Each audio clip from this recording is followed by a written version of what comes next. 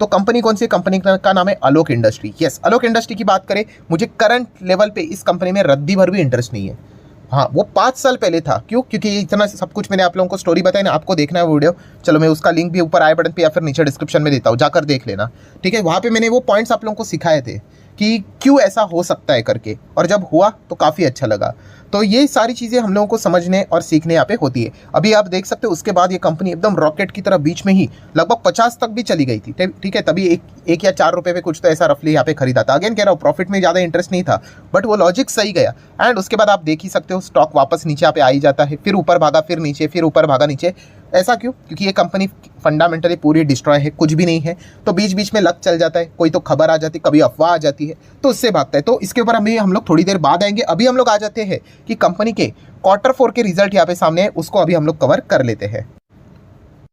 सो ठीक है दोस्तों, कंपनी के Q4 के रिजल्ट ओपन कर दिए, कंसोलिडेटेड नंबर्स है। एंड कंपनी तो आपको पता है घाटे में ही रहती है, बट फिर भी कुछ नई नई चीज़ें हम लोग को सीखने को मिलेगी, तो इन पॉइंट्स को जरूर नोट कर लेना। सबसे पहले सीक्वेंस मार्च, दिसंबर, मार्च। ठीक है, टोटल इनकम कंपनी का है 1477 करोड़। पिछले क्वार्टर में था 1200 करोड़, उसके पहले था 1500 करोड़ अप्रॉक्सीमेटली।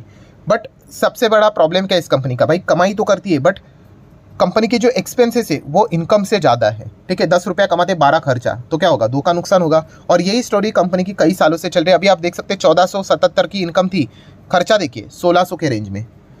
लास्ट टाइम 1200 का इनकम था, 1400 के रेंज में खर्चा। 1500 की इनकम थी, 1800 का खर्चा। तो इनकम से एक्सपेंस हटा देंगे, प्रॉफिट मिलेगा या फिर लॉस। तो ये इसीलिए लॉस में जा रहे हैं क्योंकि इनके खर्चे ज़्यादा है। और आप देख सकते हैं कंपनी का लॉस कितना है, 219 करोड़। पिछले क्वार्टर में था 228 करोड़, और एक साल पहले था लगभग 300 करोड़, लगभग 296। देन उसके बाद सारे एडजस्टमेंट हम लोग को होते हुए देखने को यहाँ पे मिल जाएगा। एंड फाइनल जो प्रॉफिट तो बोलना नहीं चाहिए, ब्रैकेट में लॉस भी लिखा लेते हैं। तो फाइनली जो लॉस देखने को मिल रहा है वो कितना है इस वक्त कंपनी का, 215 करोड़ का लॉस है। लास्ट टाइम कितना था, ये देखो माइनस लिख लेता हूँ, लास्ट टाइम था लगभग 230 ले लेते, चलो राउंडेड फिगर।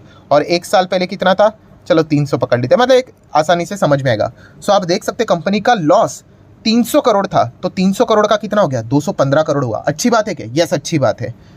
3 महीने पहले 230 करोड़ का घाटा था, अभी कितना हुआ, 215 करोड़ का घाटा।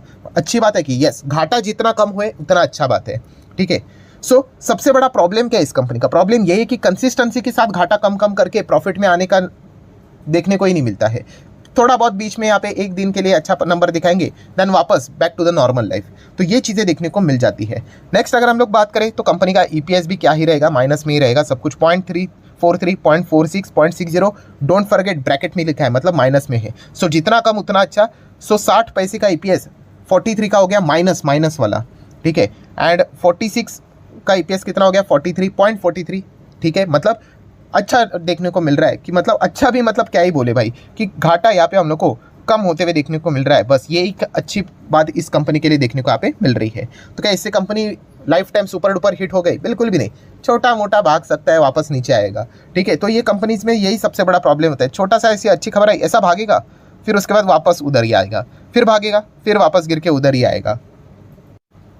और यही सिनेरियो हम लोग को आलोक इंडस्ट्री का कई टाइम तक देखने को यहाँ पे मिल रहा है। आप देख सकते हैं, देखिए एकदम रॉकेट बन गया, फिर उसके बाद वापस नीचे आया, फिर ऊपर भागा, फिर नीचे आया, फिर देख रहे हो ऊपर आया, नीचे आया। क्यों? यस, कंपनी के फंडामेंटल्स स्ट्रांग नहीं है। तेजी कब टिकती है? जब आपके फंडामेंटल स्ट्रांग हो। एंड जब आपके फंडामेंटल्स में दम नहीं है तो ऑपरेटर भगा देंगे। स्टॉक भगने के लिए क्या है, आप डाल दो इसमें 100 करोड़, स्टॉक भग जाएगा, फिर निकाल दो पैसा, आपका प्रॉफिट के हिसाब से स्टॉक नीचे आ जाएगा। तो ये चीज़ें हम लोग को काफ़ी इसमें देखने को यहाँ पे